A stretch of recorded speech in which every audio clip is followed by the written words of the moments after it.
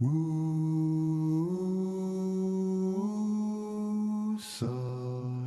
wake up South Africa.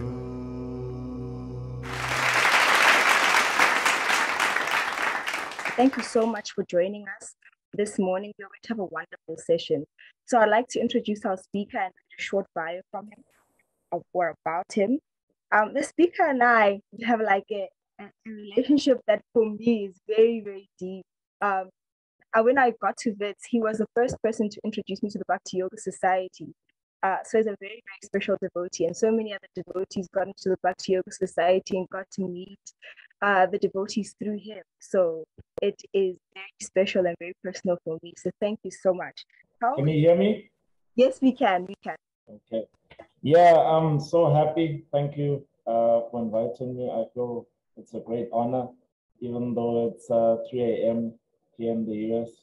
It was quite an adventure, I see, even from my side, just to come online. So I feel very honored. Thank you. So today we're going to be reading from the Krishna book, chapter 13, Stealing of the Boys of the Calves by Brahma. And our question for today, as we know, the title is The Krishna Conscious Countryside. So I reside here at Aghari. This was one of the first farm communities, which Krishna Conscious farm communities, which Prabhupada established. So the land, the first one was New Vrindavan here in the USA. And then it's about 4 hours away from here. And then the devotees purchased the land here at Aghari.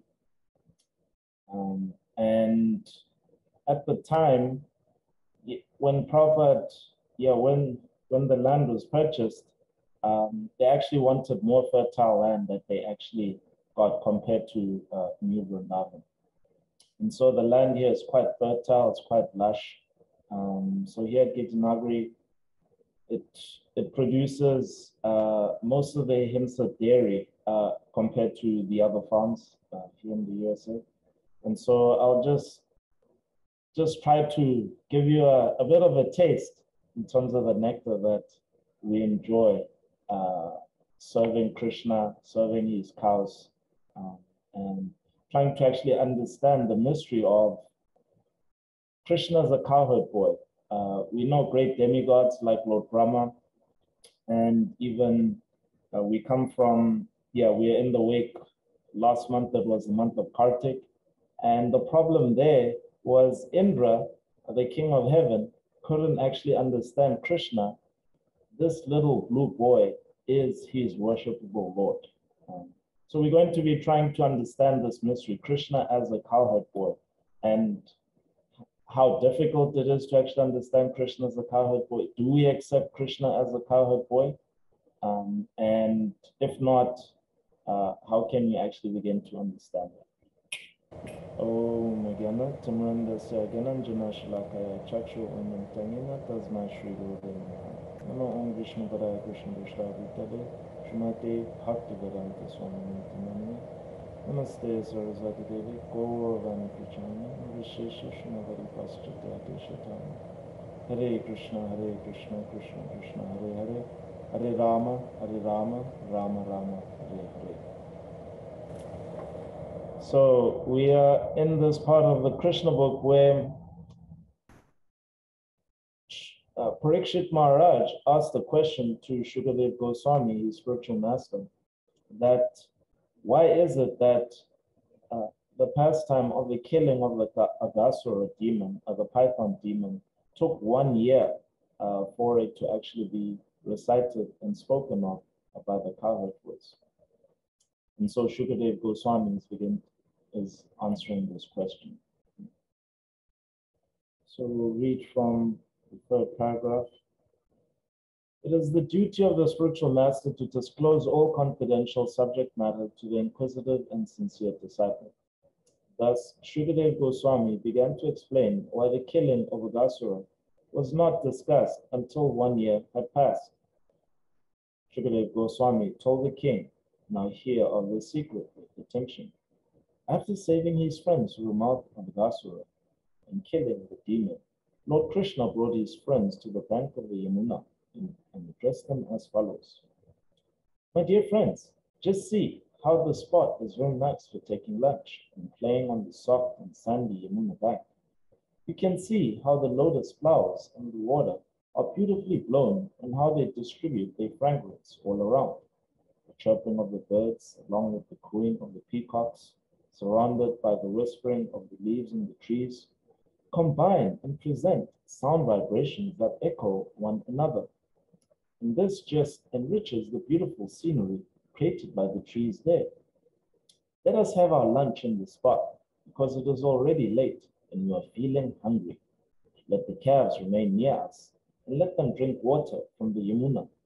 While we engage in our lunch taking, the calves may engage in eating the soft grasses that are in this spot. So a lot of you may know that there's a famous painting of Krishna taking his lunch with the cowherd boys, and he's surrounded by them. And so this paragraph actually describes that scene. And I don't know if many of you can remember I think it's probably the top left. You can see like there's a swan on the picture. Can anyone remember that? You don't think you noticed it? I'm seeing shaking heads. Yes, so yes, we do. Right. Okay, so you should look in that picture carefully. And so the swan carrier, or the swan, that's actually Brahma looking at the scene. There's Krishna is about 7 years old, and he's talking about how we're going to feed, just let the calves graze.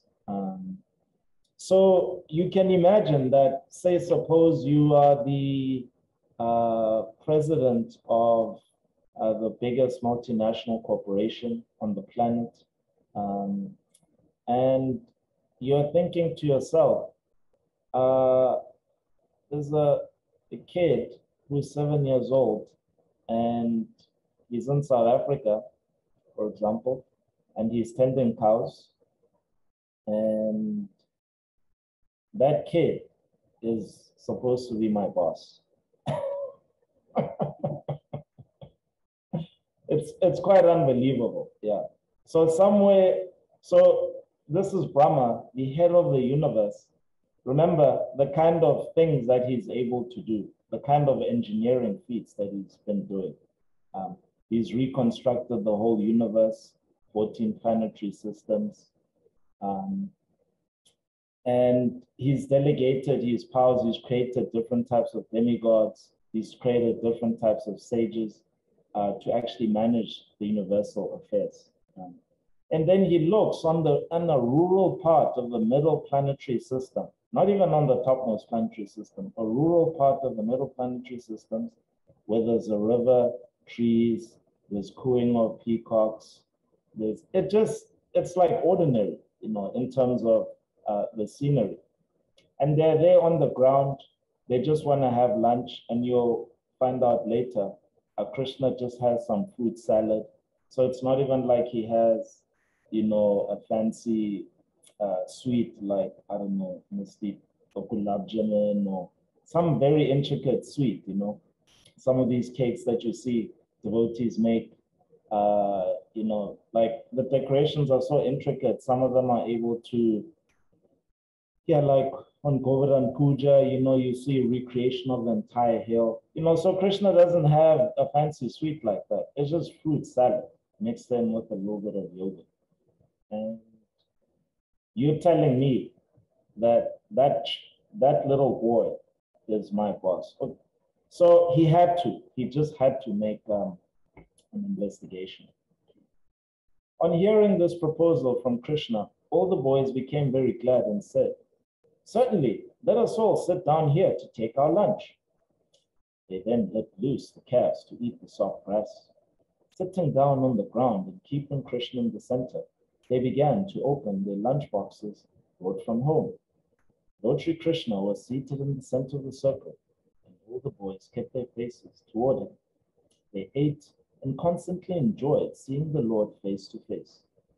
Krishna appeared to be the whirl of a lotus flower, and the boys surrounding him appeared to be its different petals. The boys collected flowers, leaves of flowers, and the bark of trees, and placed their lunch on them, as well as in their lunch boxes, and thus they began to eat their lunch, keeping company with Krishna. While taking lunch, each boy began to manifest different kinds of relations with Krishna, and they enjoyed each other's company with joking words. While Lord Krishna was thus enjoying lunch with his friends, his flute was pushed within the belt of his cloth on his right side, and his bugle and cane were pushed in on the left-hand side of his cloth. In his left palm, he was holding a lump of food prepared with yogurt, butter, rice, and pieces of fruit salad, which could be seen through his petal-like finger joints. The Supreme Personality of Godhead, who accepts the results of all great sacrifices, was laughing and joking, enjoying lunch with his friends in Vrindavan. And thus the scene was being observed by the demigods from heaven. As for the boys, they were simply enjoying transcendental bliss in the company of the Supreme Personality of Godhead. So this further, reiterates what I was saying, that actually just seeing the scene of Krishna as a little boy, he's just with cows. Yes, it's we've all probably been to, like, maybe, if in Johannesburg, Walter Sisulu Gardens, or in Nasna, the garden route. So there's some nice, beautiful scenery in South Africa and even in different parts of the world. And so it's nothing to be completely amazed by, that there's just a little boy with his cows, with fruit salad. He's just enjoying lunch. What's so amazing about that? But the point here, so this is what I'm saying, is that the point of trying to enter into the mystery of Krishna's pastimes, it's not at all easy, because they're human-like, they're Nara Lila. And so the first thing that we actually have to do for us in our practice is really, on a daily basis, meditate just how we are not this body. So when you look at mainstream media nowadays, there's a lot of basically pushing the narrative that society is just full of racism. Wherever you go, there's just racism everywhere. Black people are disenfranchised, brown people. If you're not white, you must be disenfranchised. If you're a woman, you're disenfranchised. And the way to empower people is we're going to create movies where we empower people. So, for example, the latest James Bond film, they killed the macho, white guy who's been the hero in the franchises since the 1960s. And now it's with an empowered Black woman. She's going to do what the things James Bond is doing. So the thing is that all these, yes, there has been disenfranchisement, historic disenfranchisement of Black and brown, different types of non-white persons around the world. But we should actually see to what extent this actually pushes on our concept that we are also the color of our skin. We should try to think about these things. So the thing with the bodily concept of life is very subtle. And so even when we are viewing Krishna's pastimes, because it's Nara Lila, if the bodily concept of life is there in our heads. So I was just thinking about this bodily concept of life. Like, I would get it's a little better now, okay. I would get text messages, especially in my first year, from Paramahamsa Prabhu, and and also Karuna Gora Prabhu. And some of the text messages were like, bro, we are just seeing on the news, Black people just getting killed. Are you okay? Because where I am, it's in central Pennsylvania. It's one of these states that are a bit more conservative. Most U.S. presidential elections are won and lost in this state here. So, devotees out of concern would like ask, are you okay? So even in the history of the farm, there's been, I think it was back in the early 90s. So Bhakti Tirtha Maharaj, everyone on this call knows the legendary Bhakti Tirtha Maharaj, I assume.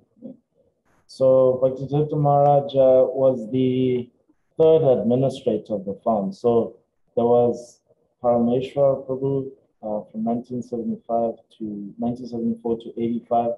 Then was Satswarup Maharaj, who was the director of the farm from 85 to 95.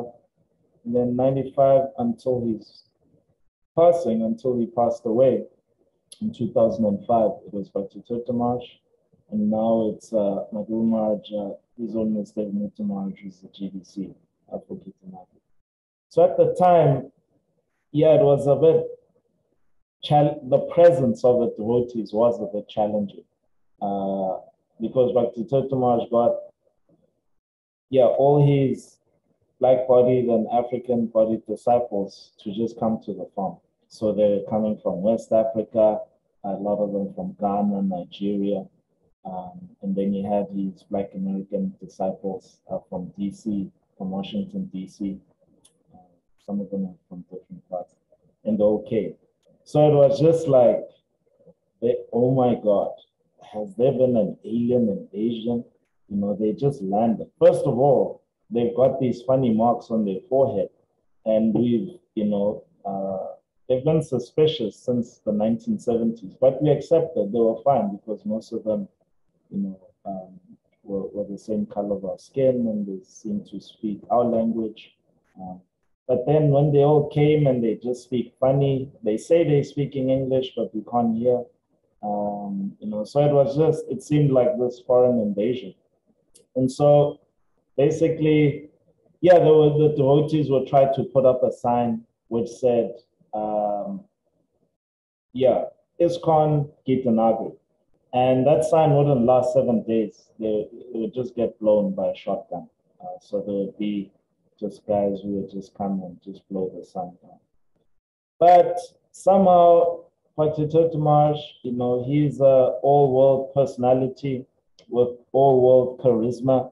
And over time, the community, the nearby community, like the devotees, they actually developed affection for the devotees.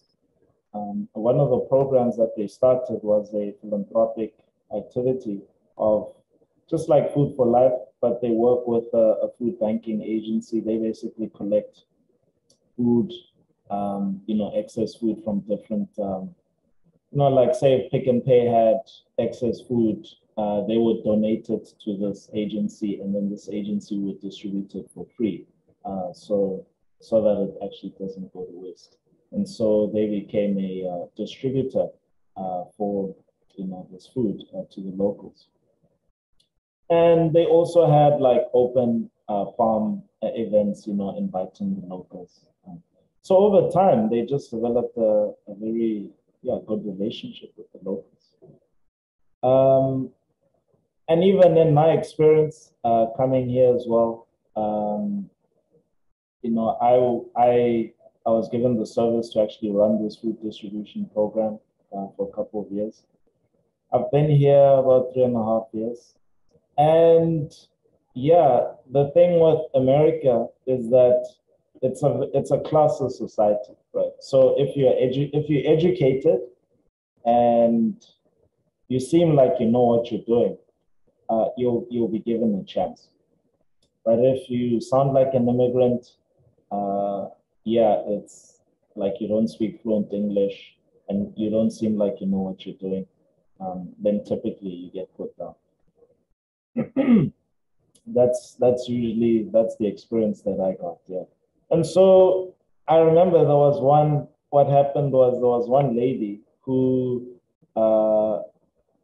So there was obviously just like in any food distribution program, the modes enter. So a lot of them, they are just like just like local persons. So just like you would see people, wanting more for themselves. So like the volunteers, these are local volunteers who are helping us in the program. They would want more for themselves.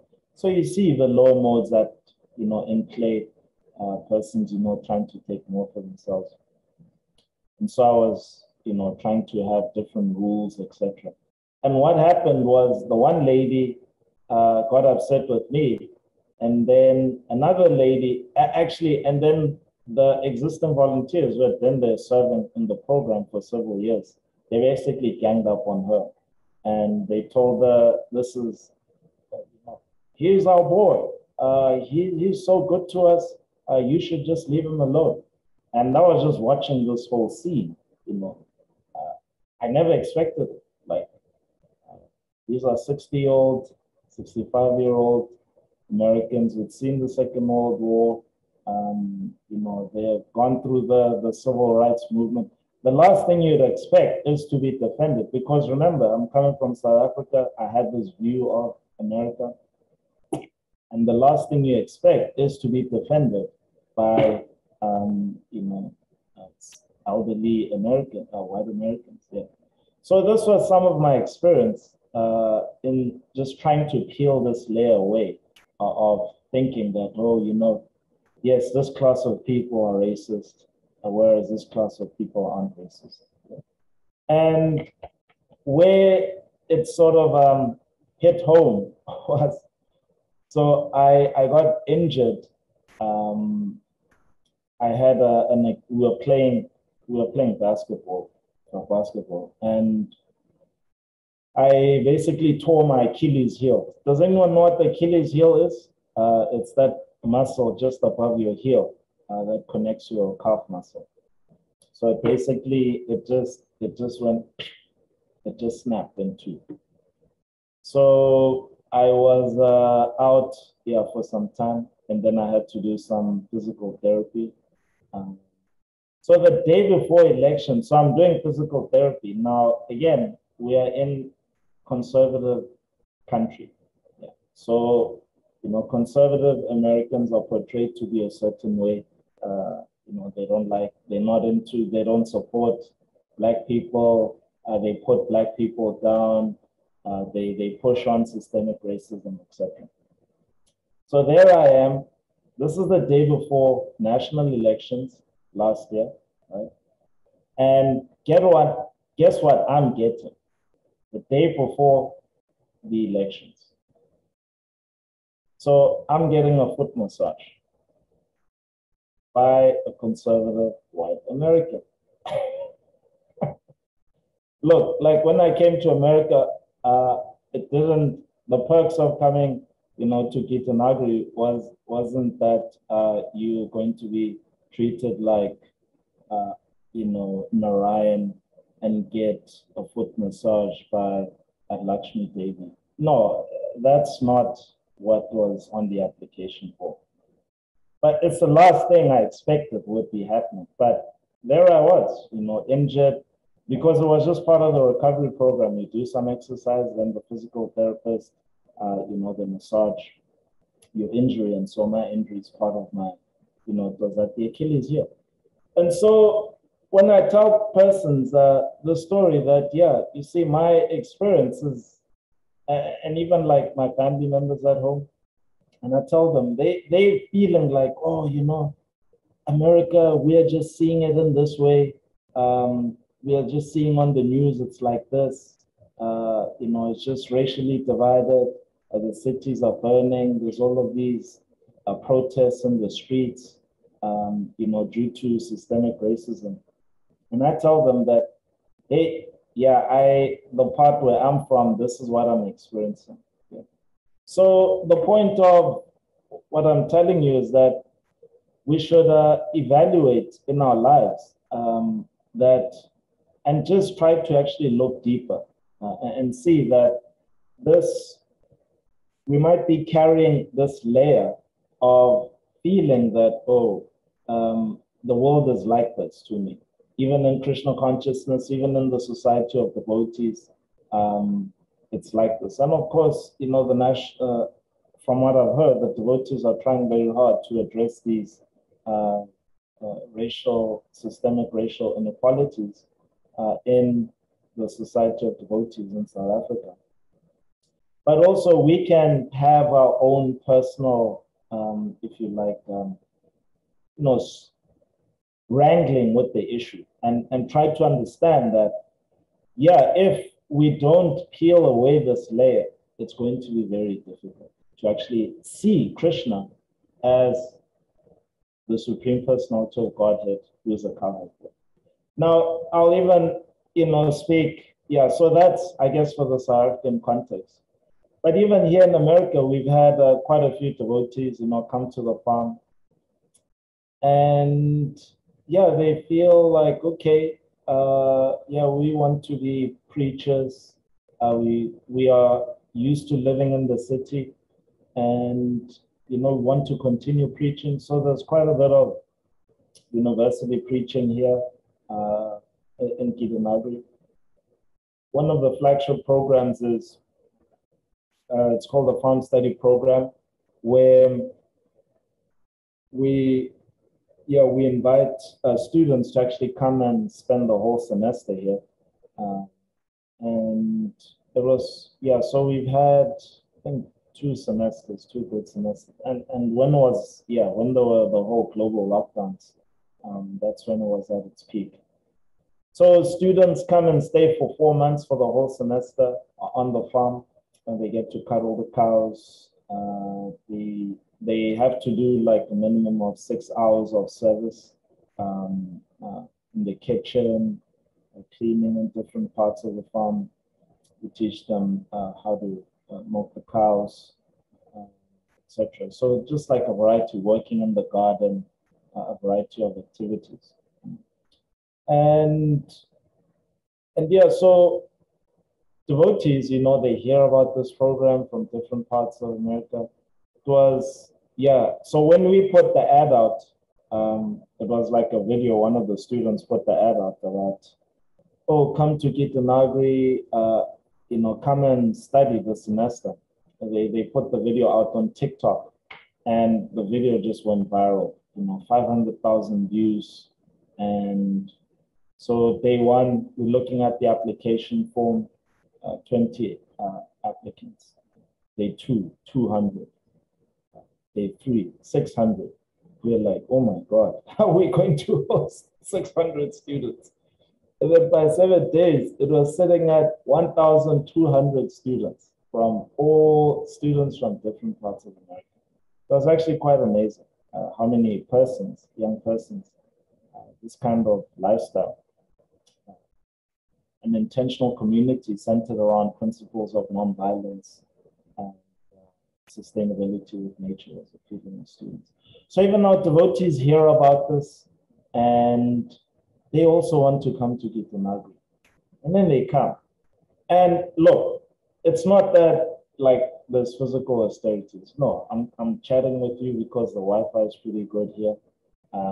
There's, you know, a heating system.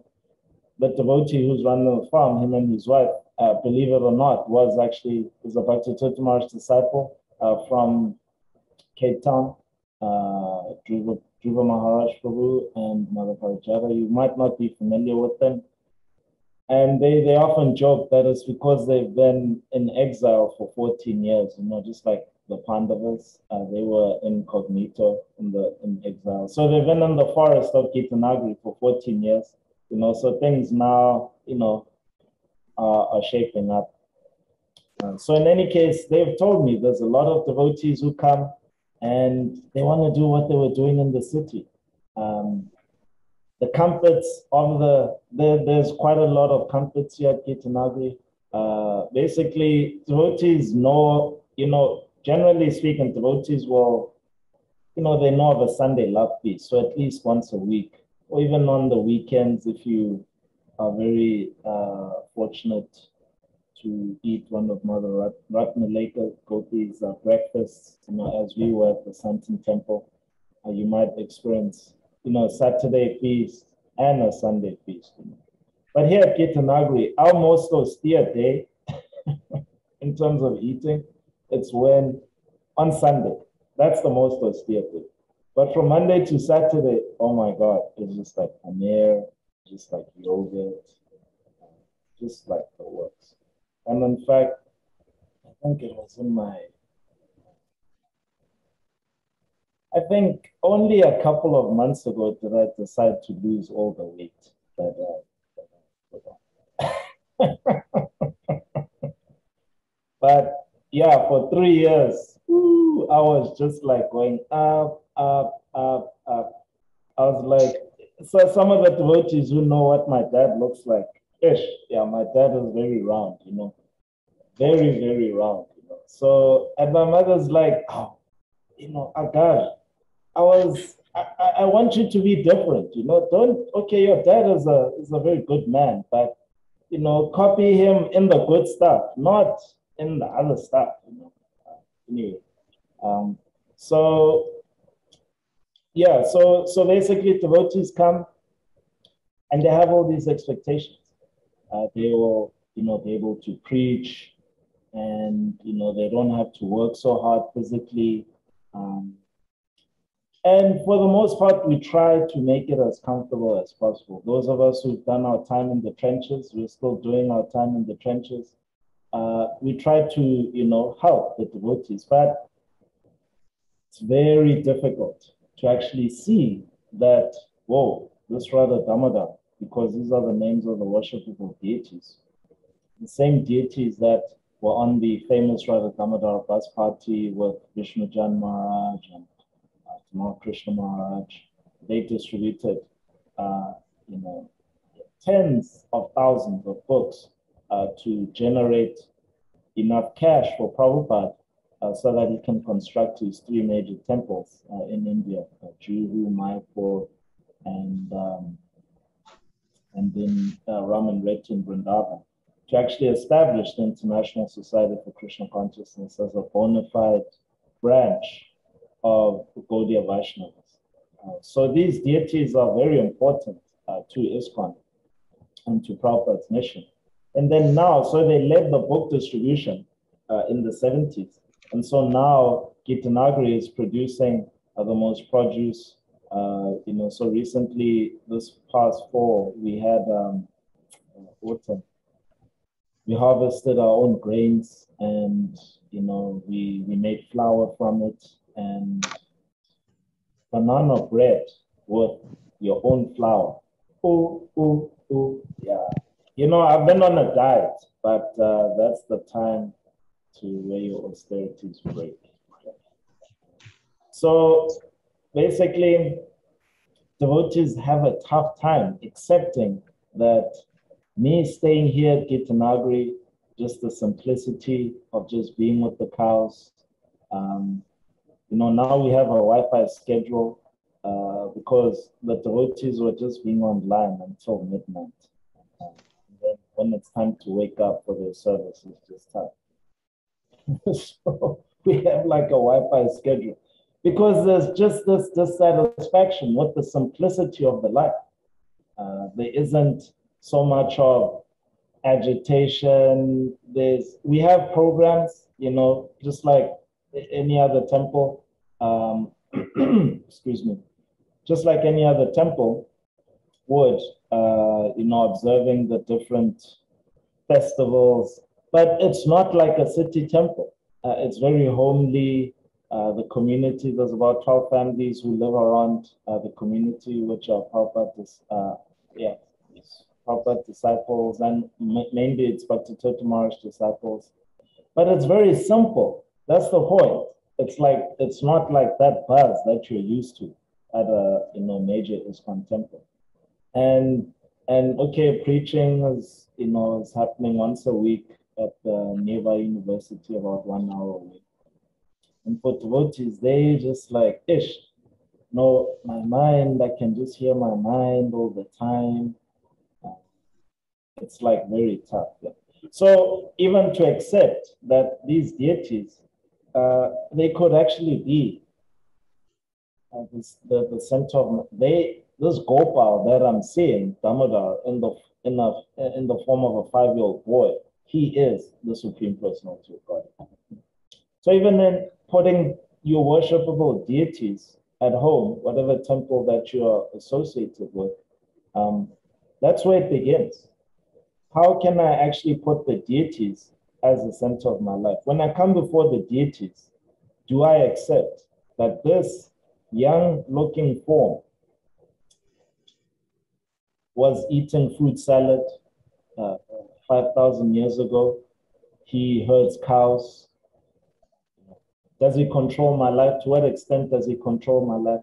Is he controlling these lockdowns? Is he controlling these different variants? Are the people who are pushing on different, so there's different injustices that are being pushed left, right, and center. How is the Lord actually the supervisor of all this stuff? Yeah. So it's difficult to actually accept that this worshipable Lord that I offer a lamb to, I offer flowers to, I come before, I make prayers. Sometimes I offer, 10 rand, 20 rand, 100 rand, whatever, to the box. This is the Supreme Personality of God. So it's something that we should think about deeply and consider that at home, whether it be a demigod or whether it be a devotee who's working with cows, whether it be a devotee, distributing books, do I accept the deities at home as being the supreme, as being the Supreme Personalities of God? And then secondly is when you even chant Hare Krishna, Nija Sarva Shaktis, that the Lord has invested all these energies. So in order to actually enter into the mystery of the holy name, you need to accept that the Lord has appeared from outside. I'm perceiving the Lord with ordinary sense perception, just as I'm perceiving, the devotees, my family members, loved ones, my colleagues at work. But this sensory experience of the form of the Lord as Radha Krishna deities, as Nitai deities, this is not an ordinary experience that I'm actually seeing. They are Archa Vigraha, so they are Satchidananda. They are the Supreme Personality of God. So on that note, dear devotees, we should pray very sincerely to our deities, try to understand into their mystery. Reading, what also helps is reading. If you read the teachings of Lord Chaitanya, you may remember that section where Sanatana Goswami is asking Lord Chaitanya about the Lord and his form. And Lord Chaitanya is explaining the different incarnations and expansions of the Lord, beginning with Swayam Rupa. Those are the original expansions of the Lord, Tadikatma, Rupa, like Lord Balaram, and Shakta Veshavatars, and there's sub-branches, Vilas expansions, and on it goes. And so the deities, you should ask yourself, in that a very elaborate tree of expansions, beginning with the form of the Lord, as the original form, as Swayam Rupa, Shama Sundar, the deities, the feature in that tree. So that's a question I leave you with. I'm not going to answer it for you. This is something that you should ask yourself and try to get to the bottom of. And then once you actually can connect your worshipable deities to the original form of the Lord, you can then begin to accept that the Lord, yes, in the ultimate sense, is a controller, but he's delegated his controlling powers, and all he's concerned with is having lunch on a river with his friends and feeding his cows and calves. Hare Krishna.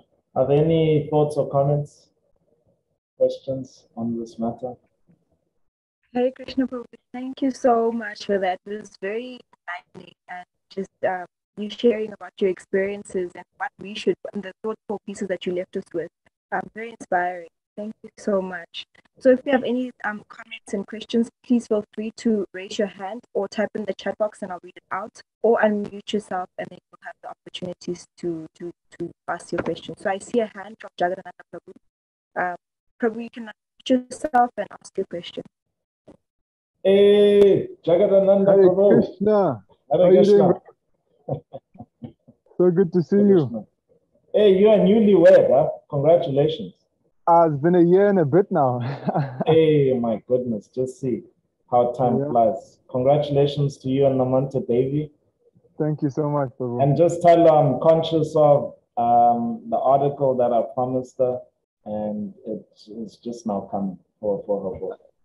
You might be pleasantly surprised in the next few days as well. So just keep your heart open. Oh, wow. Yeah. So thank you for your class, man. That was like really nice, and just taking me back to the Krishna book and just that pastime is also one of my favorite pastimes, the Brahma's pastimes. And just going into that, it was also one of my first times hearing just that part about that year that had gone by, that the residents of Vrindavan did not know about the killing of Aghasura. So for me it was just like a re-realization of the mystic opulence of Krishna. It's like so amazing. But my question is twofold. In that pastime, of course, the Lord is here in the material world performing his leelas, performing his pastimes, with the idea to attract us conditioned living entities, right? And so he puts out this illusion. I mean, his Maya potency, blocks us from seeing his supreme personality or his Godhead form. But at the same time, there is, the devotees who are coming and preaching and telling us, no, this is God. This is, this is the supreme. How do we overcome that seeming conflict? It looks like an apparent conflict that, okay, the Vedas just tell us that, Krishna is, so to speak, hidden within the Vedas, or his supreme personality is hidden within the scriptures. So it seems a little contradictory, and for some of us who may not always take things rather at face value, it seems like Krishna's not being honest. He's not being genuine. It would seem like that. So how do we overcome this contradiction in our own minds, and when we're trying to perceive the supreme form of Godhead? And then my second question is, when are you coming back to Africa and getting us started with these farm communities? Yeah, thanks so much. Okay, thank you for your question, Prabhu. So Krishna, the contradiction is an ontological one, in that Krishna is supposed to create this miracle of getting the spirit souls who want to enjoy separately from him to actually enjoy. And so he has to construct a place with certain rules. And at the same time, and so in order for them to enjoy, they have to forget about him. But at the same time, they will suffer because just like a dismembered limb of your body, your arm, your finger, whatever, it just deteriorates. So the deterioration, it's not like Krishna setting up the system, like saying, okay, I'm going to get these persons to suffer when they enjoy separately from me because they're not supposed to enjoy separately from me. It's not like that. It's an ontological thing, is that if you're disconnected from the supreme whole, you won't, the jiva itself, the atma, the jiva is very tiny.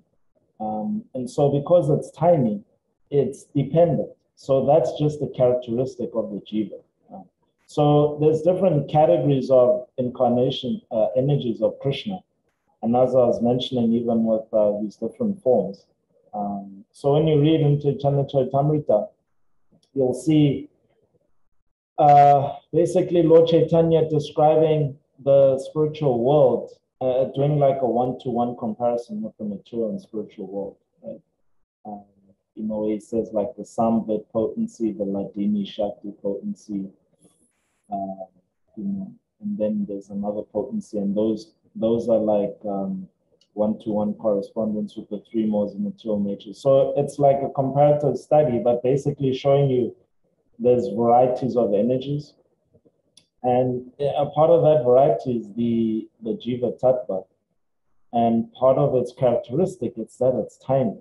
You know? So Krishna is trying to do two things at the same time. Those living entities, they will suffer because it's just an ontological fact, because they are choosing to disconnect themselves completely from him.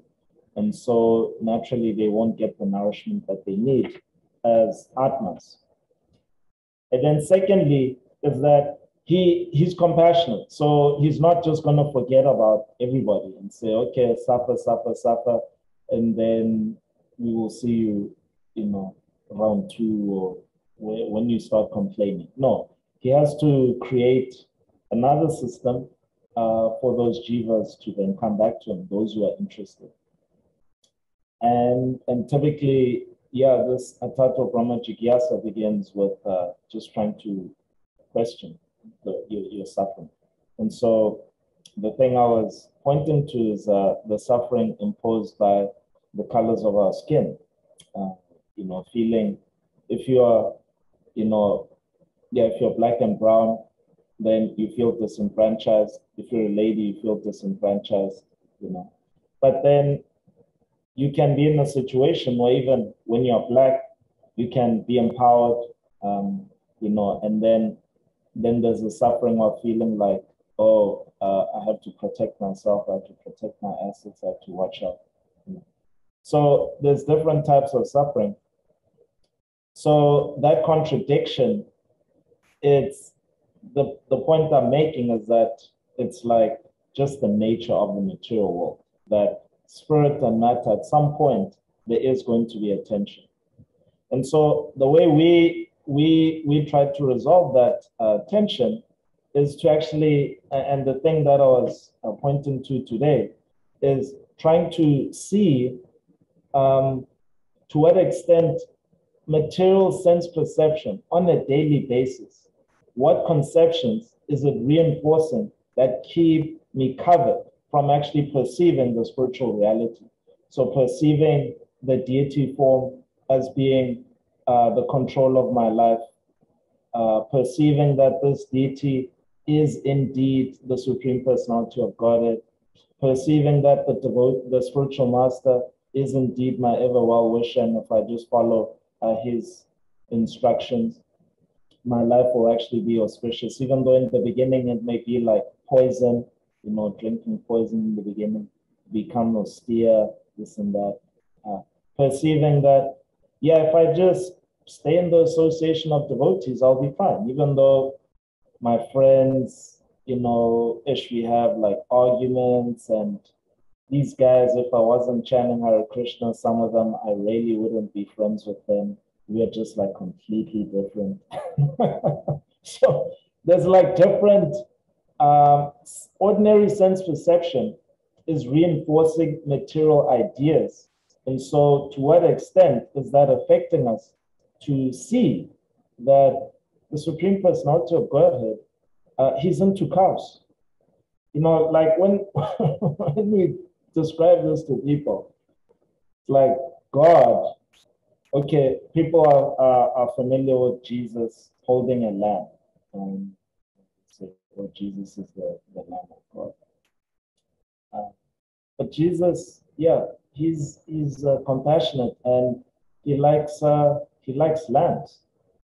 So can you imagine like a church being built on just, you know, the entire Catholic Church, if it was just built on the idea that Jesus just likes to herd sheep? And, you know, like the biggest country that herds sheep is New Zealand, you know. So then you have like different churches, like St. Christ Church, giving these retreats, saying, let us try to enter into the mystery of Jesus as being a who herds sheep. Let us build farm communities around sheep. We will take care of sheep, produce ahimsa wool, a non-violent wool, and all of that stuff. So it's the same thing with us, is that our Lord, our worshipable Lord Krishna, there's nothing we can do about it. He just likes cows. He's just into them. Yeah. He's named the whole planet after cows. So we may be feeling, ish, I'm not into this stuff. I'm not into it. So there's different contradictions and like tensions that we have, based on the type of body that we have. And we may be perceiving Krishna consciousness with, those same material, designations of our bodies. And so the way we resolve it is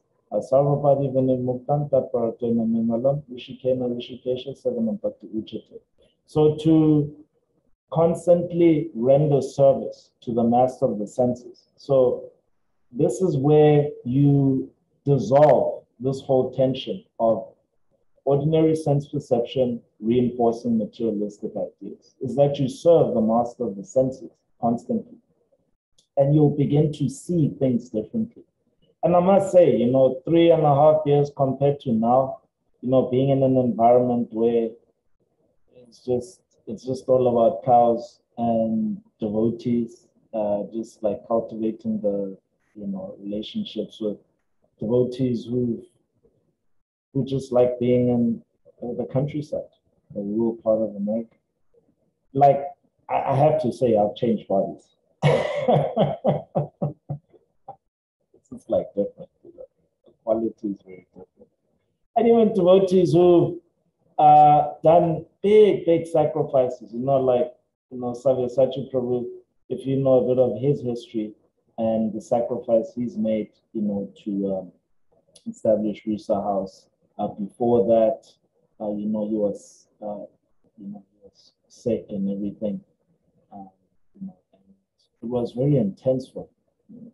So there's like different devotees who have made very monumental sacrifices for the orders of carrying out the orders of the spiritual master.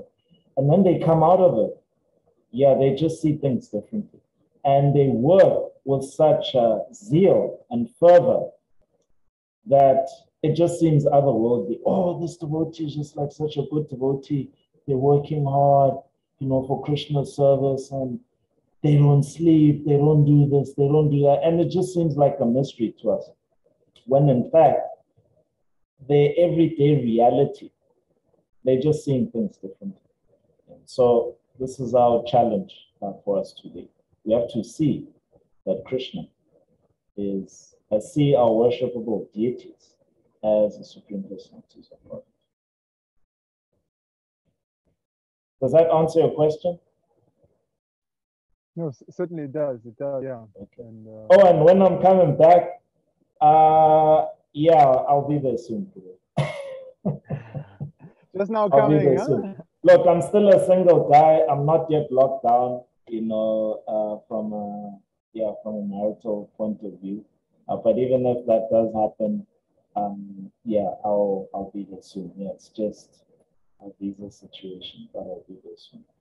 Yeah, the situation currently for farm communities here, so we need to experience some guidance here. Yeah. Thank you. Anyway, thanks so much for your answering it. Hare Krishna. Thank you for those questions, Jagannath Prabhu. We also have a hand up from Prahlad, and we have a question in the comments from Alamis.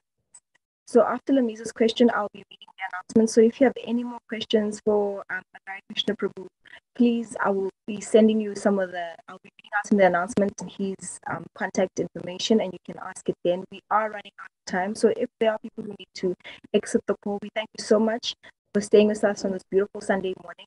and we hope to see you again next week. You are welcome to leave, but we encourage you to please stay and hear a lot more questions and participate and hear the announcements. So, Prahlad, you can unmute yourself.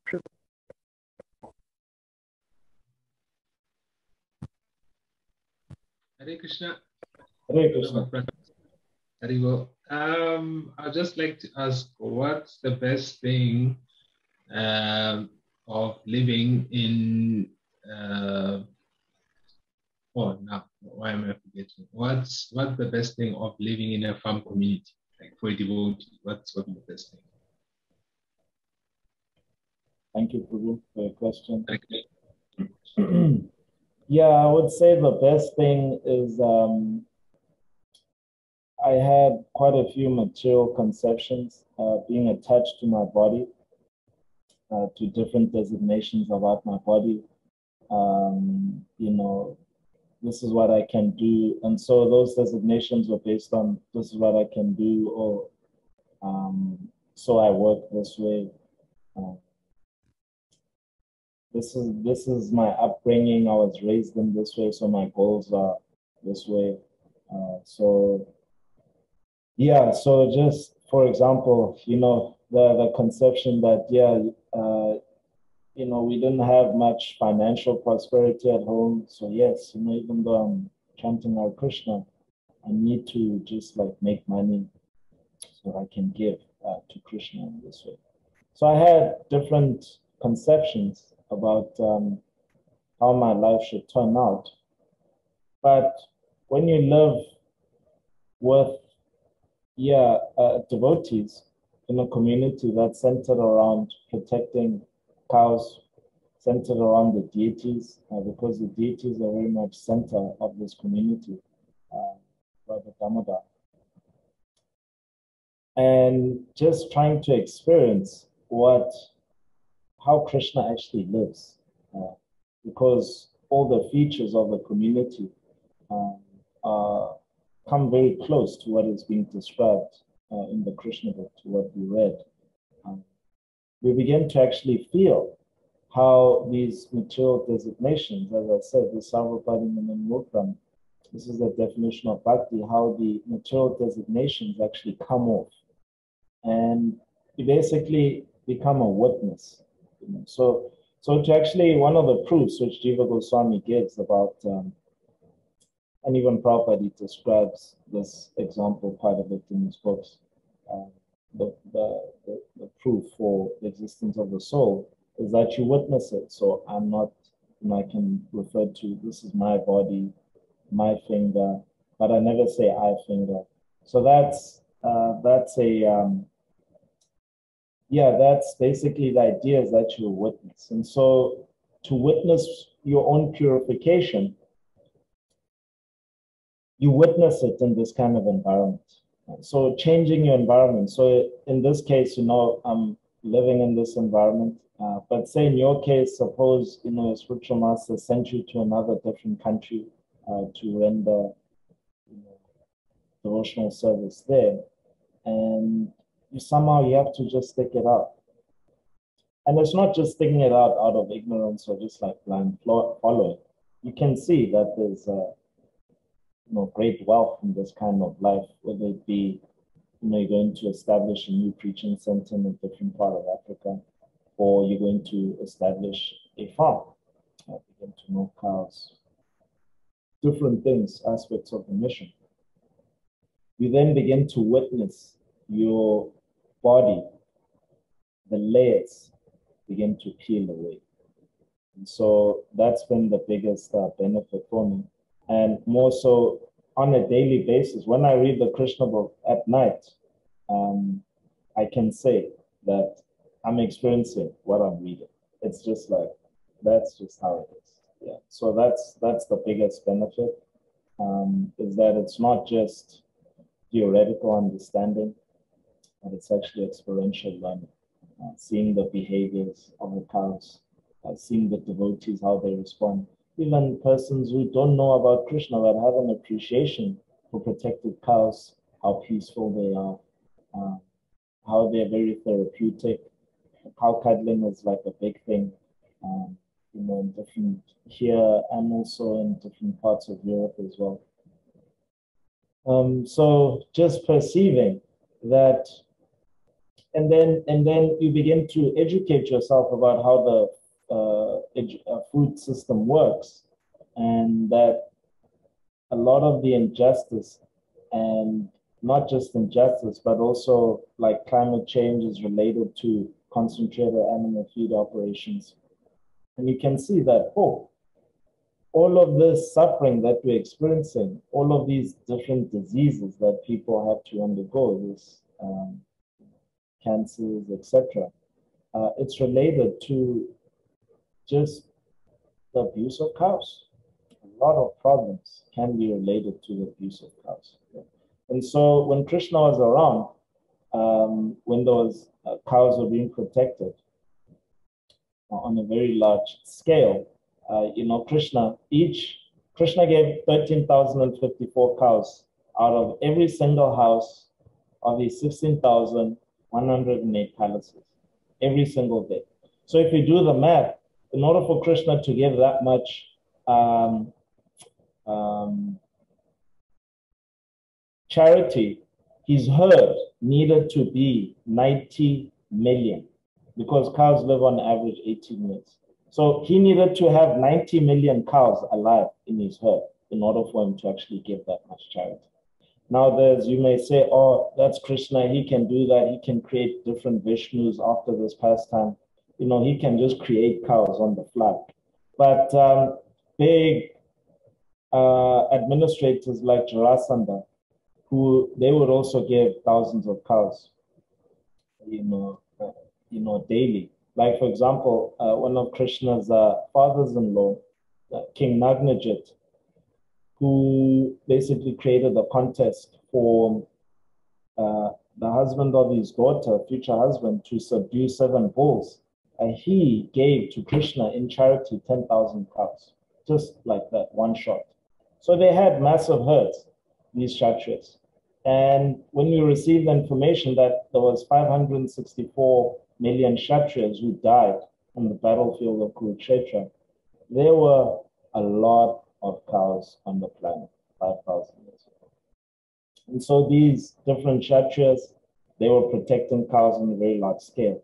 And so the environment was just completely different. And so this kind of insight I wouldn't have had if it would have just been theoretical. And so now it's come to the platform where it's, I would say it's beginning to precipitate as deeper realizations. I don't know if that answers your question. Thanks, Prabhu. It does. Hare Krishna. Hare Krishna. Thank you so much for that question. So I'll just be reading out 2 of the questions in the comment section. So the first question is from Louise. She says, Hi Krishna Prabhu, thank you for a beautiful presentation. I'm keen on finding out more about your Food for Life program. I am searching for a solution for the University of Western Cape. They have asked for a food yoga, and I'm keen on engaging the students in cooking service and possibly some food security hacks. Thank you for your question. This is from Lemise. Thank you. Are you connected with, what's this? There's like devotees who run Govardhan Sheila Prabhu. Do you know him in the Cape Town program? Yes, Prabhu, I know him really well. I'm just currently in Durban and researching the options for Cape Town has been a little bit challenging being so far. I'll return shortly and communicate with Food for Life in the district when I arrive. Haribol, thank you. So wait, let's chat about this. So the way they're doing it, is it like confusing? It's not like working out? Is that what your question is about? The biggest challenge is that they only cook on a Saturday. What the University of the Western Cape and the Desmond Tutu Foundation has asked for is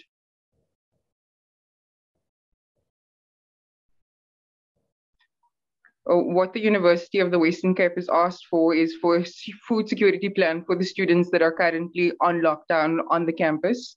And with Food for Life only operating on a Saturday in Cape Town, this just makes the challenge a little bit more visible before entering the campus myself. I'm also going to be teaching within the religious and social justice faculty. I'll be teaching 2 classes and studying my master's next year. So I'll be pretty involved, but I don't actually have to be on campus to do any of this. Everything is online right now at the university.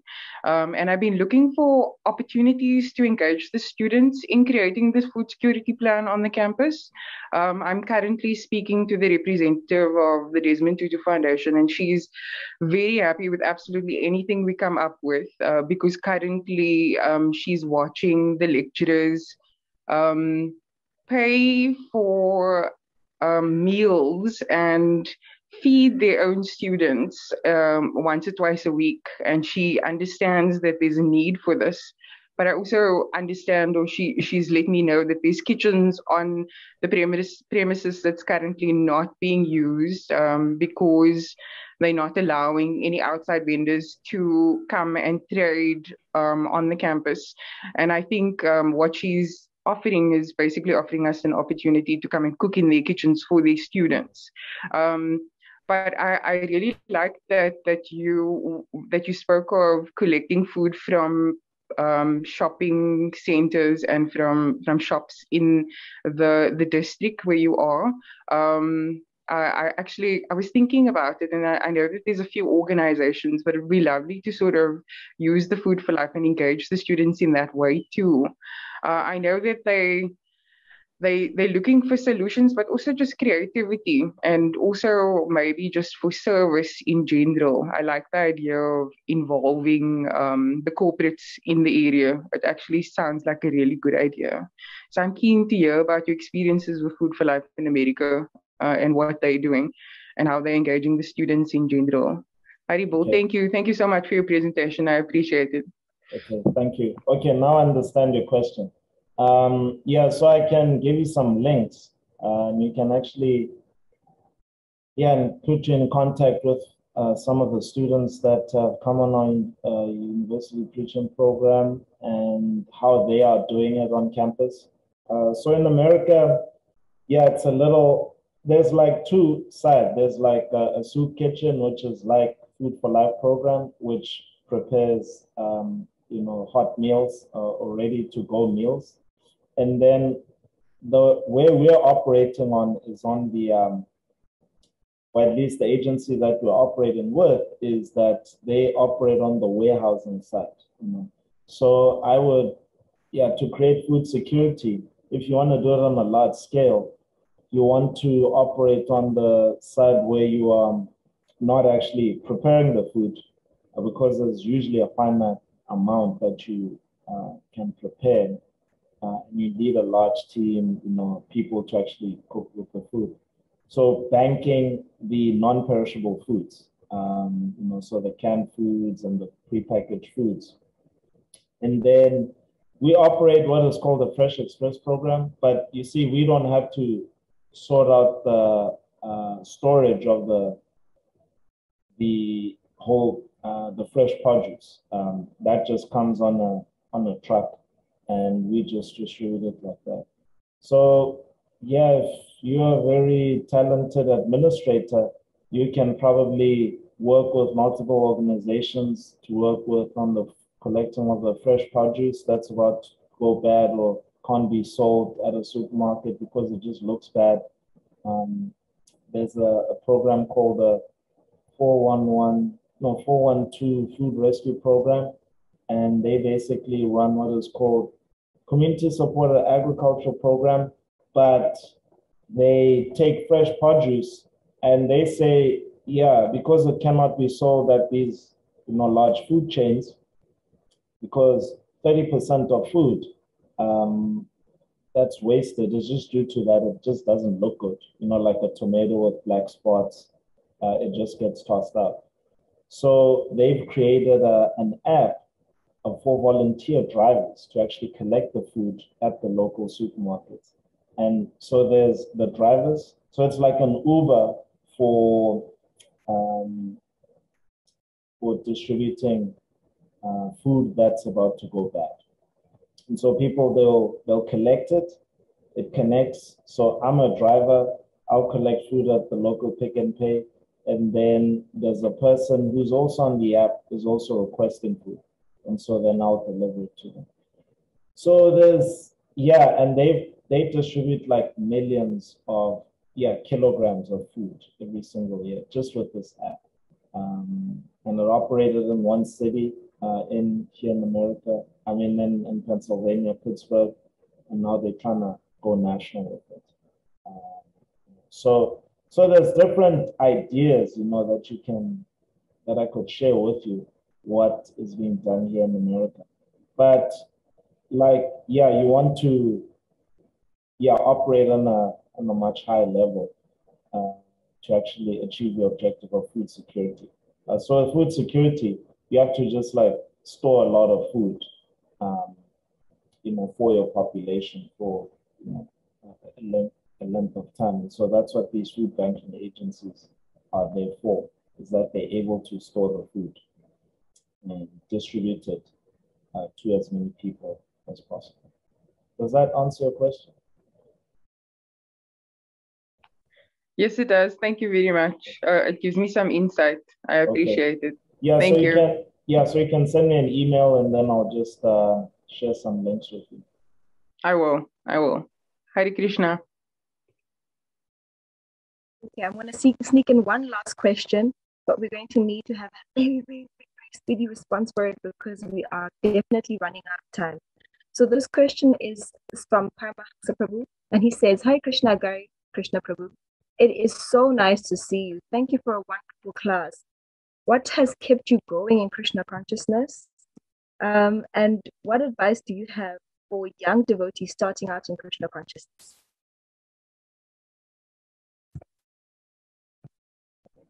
Well, I don't think you're a young devotee anymore. You're quite the experienced one, setting such a nice example with Taruni Radha. So obviously you're trying to do what Parikshit Maharaj has done in this passage we read, asking questions on behalf of the lower mortals like myself, so that we can make some spiritual advancement. So thank you for that. So what has kept me going on in Krishna consciousness is one aspect has been staying connected with some of you on this call. Paramji, I tried to send them a video message on his birthday. And it's quite nice to connect with him through that.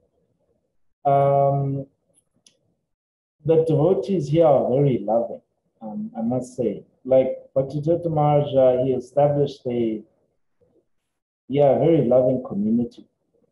And there's this one devotee by the name of Mother Yashoda. So she has 5 children. She's from Ghana. We often joke that her house is it's like a refugee. It's a camp for Kali Yuga refugees. So if you're an immigrant and you're struggling with adapting to Krishna consciousness, or you were a brahmachari transitioning out of the ashram, all the devotees, they just end up there, just taking shelter. I remember when I was struggling with one of my services, just trying to finish it on time and so that I can sleep on time and be able to wake up and etc. She personally came to help me with my service, for several weeks, just so that I can get into the rhythm. And this is a mother, she's, over 50, and she just personally came to help me. So she was appropriately named Mother Yashoda, in the land of Radha Damodar. She's a great shelter. So there's different mothers in the communities who are very loving like that. So a lot of us, we can, say to different devotees who have loved us, and the mothers especially, I'm just seeing Mother Ratna Leka. She was also one of the devotees who loved us so much and is consenting, giving us so much of nourishment. And a lot of you have experienced Malini's love as well. So there's a lot of mothers. And a lot of us, like, I'm just thinking, if we were, Prabhupada didn't allow the mothers to take initiation and we were just like only men, and, like a Gaudiya Math, only men were able to take initiation. Actually, ladies took initiation in the Gaudiya Math. But if it was just like only men and like women weren't allowed to take second initiation, So what I would say, and even when you hear these kirtan recordings, can you think if there wasn't the sweetness of the ladies chanting in the chorus? It just makes the kirtan very sweet. So there's obviously the layer of just like physical attraction, to ladies, devotees in female bodies. But then there's a sweetness that they bring to the society of devotees. So I must say, the mothers have just been an anchor for me in Krishna consciousness. So that is what's kept me. And so for a young devotee, just like a little baby, who suckles on mother's milk, suckle for as long as you can on the mothers. They will give you that wholesome milk in the form of wonderful breakfasts, wonderful lunches, wonderful dinners. They will really help you. And the thing is, and this is what, surprised me, that mothers just like to do this. I thought, it's trouble. It's like when I think about sitting with someone, talking to them for an hour every day, trying to nurture. It's like, it's a whole mental program. It's a cerebral thing because I have to think, it's like, going to affect my schedule like this. No, mothers don't think like how it's going to affect my schedule. If there's a need and there's this young man, the young lady who is in distress, they actually like to answer the SOS. So we should pray to our mothers and we should thank them. And for me personally, they've really been a big anchor. Does that answer your question, Paramji? It does, Prabhuji. Thank you so much. So, Aghari Krishna Prabhu, thank you so much for joining us this morning. It has been such an enlightening class. There's so many questions people want to ask, so many hands that have been raised, and I can see there's so much engagement. So we hope to have you here again for another session, and you can share more and more interaction. If you can just leave us with your closing words and your closing remarks so we can end our session. And thank you so much. Well, thank you. It was so nice to connect with you. So if you're saying you're going to invite me again, it means I have to perform this austerity again of waking up at 2 a.m.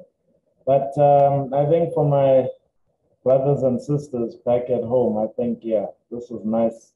I mean, it feels like 10 a.m., even though it's only 4. I haven't been this awake in a while, at this time of day. Excuse me. So I'm really appreciative of your association. I'm appreciative of all the work that you're doing online. I need to join some of your readings. You're reading Sri Ishopanishad, right? Yeah. Yes. So I need to just be more involved. So thank you so much for this initial kickstart. And I think I'll just need to be more involved again because we just have so many tools now to actually stay connected in spite of spatial separation. So thank you so much. I feel very inspired. And all glories to Rusa.